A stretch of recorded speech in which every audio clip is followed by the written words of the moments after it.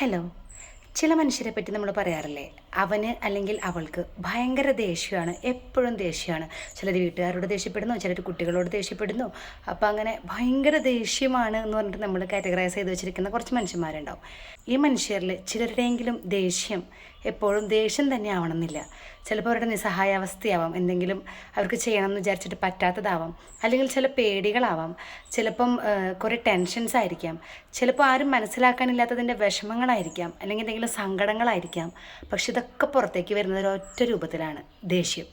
അത് മെയിനായിട്ട് കാണിക്കുക വീട്ടുകാരോടും അതല്ലെങ്കിൽ മക്കളോടും തന്നെയായിരിക്കും, അതല്ലെങ്കിൽ അത്ര അടുപ്പമുള്ള റിലേറ്റീവ്സിനോടും ഫ്രണ്ട്സിനോടും.